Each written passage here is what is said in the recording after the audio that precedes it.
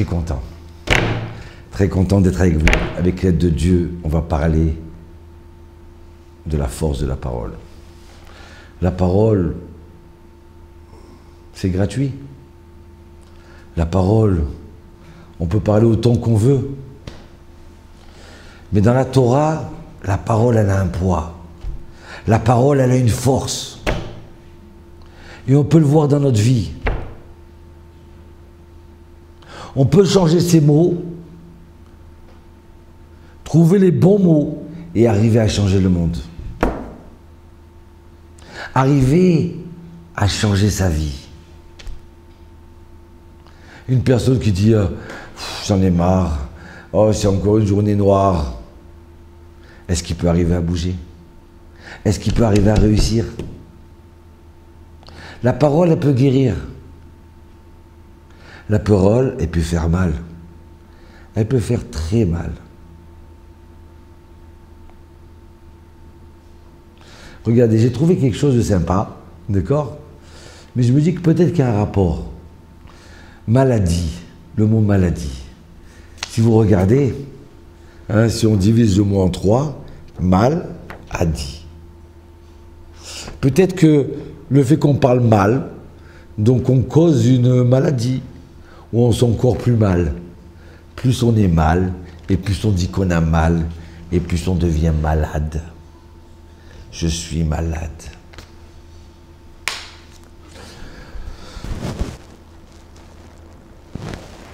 La parole, elle peut même casser notre système immunitaire. Oh, peut-être je vais loin. Non, vous allez voir. Si la parole aussi, elle peut casser, la parole, elle peut construire. Elle peut guérir.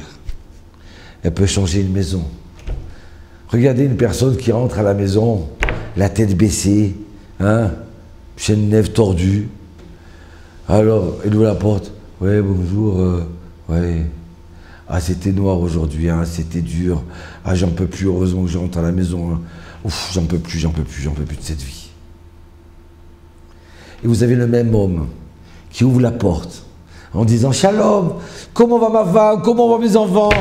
Ah, quel kiff de vous voir, quelle joie de vous voir, oh, ça me redonne la vie. » Mais il fait rentrer un soleil dans sa maison. Les enfants, ils commencent à fleurir, la femme. Elle se réjouit de voir son mari.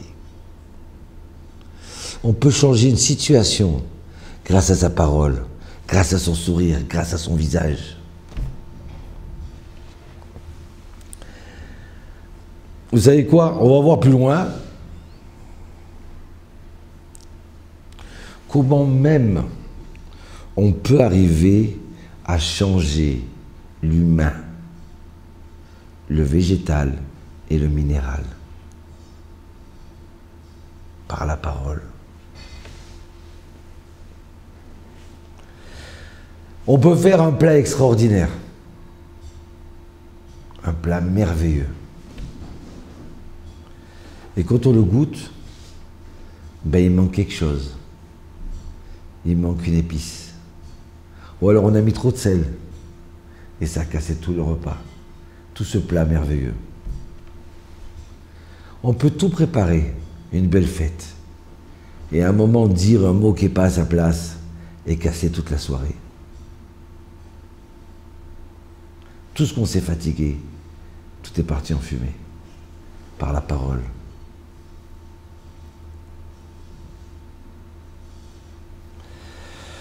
Donc, même les gens qui travaillent dans le commerce, ils vous le diront. Il y a des gens qui téléphonent et qui n'arrivent rien à... Ça ne marche pas. Ils raccrochent, ils se remettent d'humeur et ils choisissent des paroles adéquates et maintenant ça marche.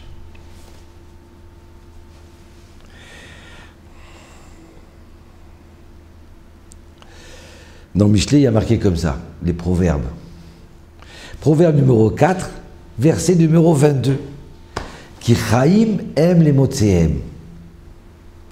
La vie, elle est dans ceux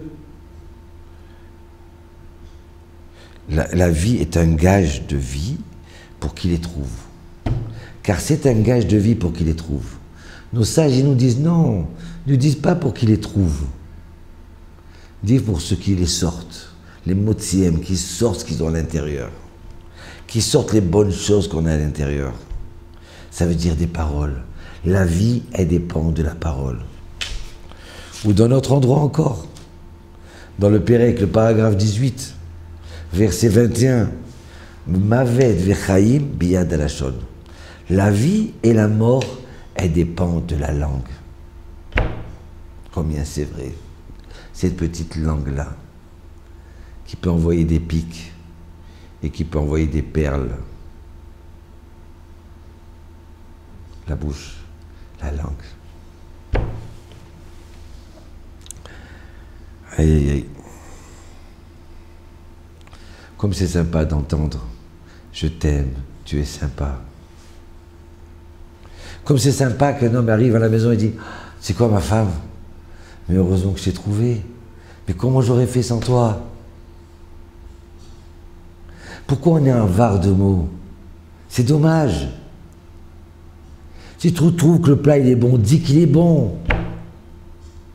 Cherche une petite lumière dans ta vie, dans ta journée, et dis que c'est beau, c'est merveilleux. Regardez un autre endroit. Mot ou mot. Mot M-O-T-S ou alors mot M-A-U-X. C'est sympa, hein?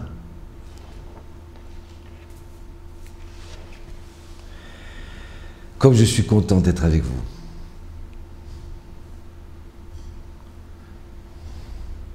Regardez. On va amener plusieurs exemples.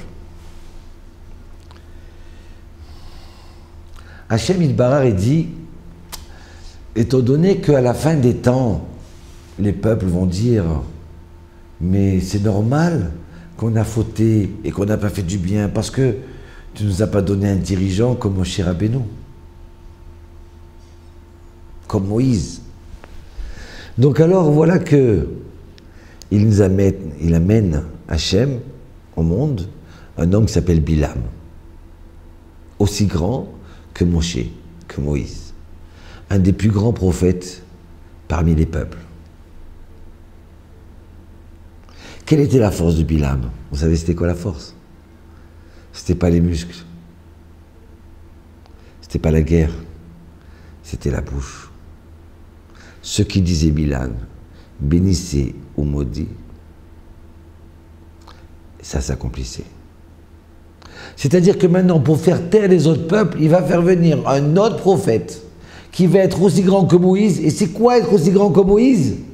C'est la force de la bouche, la force de la parole. Pour que comme ça, les autres peuvent dire, ah voilà, je vous ai amené un prophète et vous n'avez pas fait le bien. Il aurait pu donner autre chose. Non, il a donné spécialement la force de la parole chez Bilam. Pour nous dire comment non, un homme ou une femme, ils peuvent changer leur vie par la parole.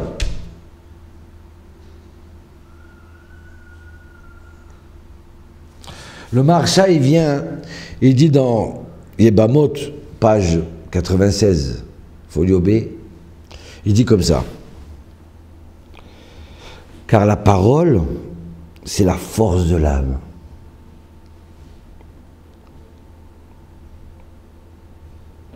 Et kol dibour meshubar molid koah ruchani.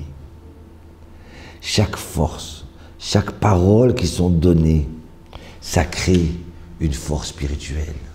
Ça crée un ange. Le Maharsha. Chaque chose que je dis, ça crée un ange. Alors pourquoi en faire un démon si on peut créer un ange? Il suffit de s'habituer doucement, doucement à dire des bonnes choses, à dire des gentilles choses, des paroles sympas, des paroles gentilles. Et vous voyez que quand vous allez vous habituer à dire des paroles positives, arrêtez de pleurer, arrêtez de grogner, habituez-vous à dire des paroles bonnes Et vous verrez comment les gens ils sont sympas, comment les gens ils aiment rester à côté de vous. J'ai un ami à moi qui m'a dit, tu sais, quand j'étais jeune, j'étais dans une école non juive. Et là-bas, on ne s'arrêtait pas de dire des gros mots. Et puis, un jour, je me suis dit, mais pourquoi je fais comme tout le monde? Je vais m'empêcher de dire des gros mots. C'était très dur parce que à chaque phrase, il y avait un gros mot qui sortait. J'avais 14 ans et je me suis battu. Et je me suis battu, je me suis battu jusqu'à que j'ai enlevé tous les gros mots de ma bouche. Et je suis sûr aujourd'hui que s'il est en Israël, à Jérusalem, et qu'il a monté une belle famille, c'est pour beaucoup grâce à son effort qu'il a fait. Alors il y a un professeur qui s'appelle Emoto. Vous tapez sur internet, vous regardez Emoto, E-O-E-A-U. Il a fait une expérience. Il a fait une expérience où, quand il mettait des gens énervés avec des mots difficiles devant cette eau, après, quand il a scanné cette eau, il voyait des images atroces. Il a mis d'autres personnes devant cette eau, en train de dire des mots gentils, des mots sympathiques. Et d'un seul coup, il a vu dans le scan, d'accord, des images comme des diamants qui brillent. Ça veut dire quoi?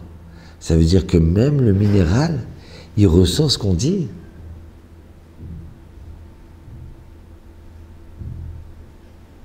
Ça veut dire que moi, si j'ai déjà plus de 50% de liquide à l'intérieur de moi, quand on me parle mal, ça devient des formes comme ça très dures. Et je deviens crispé. Ça influence sur moi. Et quand je dis du bien à quelqu'un d'autre, je peux influencer sur lui. Mais c'est extraordinaire la parole alors. Et après cette expérience-là, il y a un étudiant de Bar-Ilan, l'université de Bar-Ilan en Israël, qui a planté des herbes. Alors il a mis 3 plans différents. Il a mis sur un plan des gens qui disaient des vilaines choses. J'en ai marre, j'en peux plus, je suis vidé, j'ai raté ma vie, à quoi ça sert de vivre? J'ai la poisse, je crois que j'ai la shkoumoun, il n'y a rien qui marche avec moi. Un plan où ils n'ont rien dit du tout, et un autre plan qu'avec des paroles sympathiques. Qu'est-ce qu'elle est belle la vie? Allez-y, mes herbes, allez-y poussez, comme vous êtes belles, quelle verdure, quelle couleur, comme Hachem il est bon avec nous, bon Hachem, regardez il fait soleil aujourd'hui. Et au bout de quelques temps, ce plan-là, on a dit des belles paroles, ça a poussé d'une façon merveilleuse. Ce plan où on n'a rien dit, ça poussait normalement. Et ce plan-là, où il y a des mauvaises paroles, ça n'a presque pas poussé. C'était vilain, c'était sec. Donc on s'aperçoit que même le végétal, il réagit à nos paroles. Et nos sages, ils disent que quand les Kohanim, ils concassaient les épices pour le Beth Amikdash, ils disaient « Adek etev adek » qui a collé la fille la Bessamim. Concasser, il faut le dire, parce que la parole, elle est belle pour les épices. Quoi? Il y a plus de 3000 ans, ils savaient déjà la force de la parole, qu'il fallait chanter, qu'il fallait parler avec les fleurs pour les aider à pousser mieux. Mais là, c'est pas simplement à pousser mieux, c'est même quand elles sont coupées, pour qu'elles donnent un bon coup. Qu'elles dévoilent leurs secrets, qu'elles extériorisent les bonnes choses qu'ils ont en elles. Alors si c'est comme ça dans le minéral, si c'est comme ça dans le végétal, encore plus et encore plus dans l'humain. Comme c'est sympa d'entendre des bonnes paroles, comme c'est sympa d'entendre dire mais tu es belle, pourquoi tu fais ça? Non, c'est pas sympa. Comme c'est pas sympa d'entendre dire des reproches. à son enfant du matin, ah tu as fait tomber, ah ton lacet, ah mais ta cravate, ah mais regarde ton kata, mais regarde tes écritures. Combien de reproches on peut faire à nos enfants? Si on nous faisait le même nombre de reproches à nous, on exploserait. Comme c'est plus sympa de dire, mais comme tu es beau aujourd'hui mon fils, comme je suis content que je suis ton papa, tu sais que je suis orgueilleux de parler de toi, hein. Que le grand il grandit extraordinairement. Quand on est dans la maison, il dit ma femme, mais qu'est-ce qu'il est bon ce repas. Ah, mais comme il est bon de rentrer à la maison. Tu sais quoi, ma femme? Je vais vous raconter une histoire. Rabbi Akiva, quand il s'est lancé dans la Torah à l'âge de 40 ans, il a été déshérité par son beau-père qui était immensément riche. Rachel, elle a dit, je veux Rabbi Akiva. Il a dit, tu veux, je te déshérite. Et ils étaient tellement pauvres que quand ils ont eu un garçon, ils avaient juste un peu de paille, ils n'avaient pas de lit pour bébé, ils n'avaient rien, un peu de paille pour le bébé. Et voilà qu'Eliyahu Hanavi descend, il tape à sa porte. Il voulait les réconforter. Et bien Eliyahu Hanavi leur dit, écoutez, ma femme elle vient d'avoir un garçon, mais on n'a même pas de paille. On n'a pas de paille. Alors Rabbi Akiva, il leur dit, Rachel, qu'est-ce qu'on fait? Rachel dit, ben, on vient, on donne la moitié de notre paille. Ils ont donné la moitié. Et Rabbi Akiva, il dit, Rachel, tu te rends compte notre chance qu'on a? Ce monsieur, il n'avait même pas de paille, nous on avait de la paille. Tu te rends compte la chance qu'on a? Mais comme ça embellit la vie, comme ça donne de la joie à la maison, de parler positif.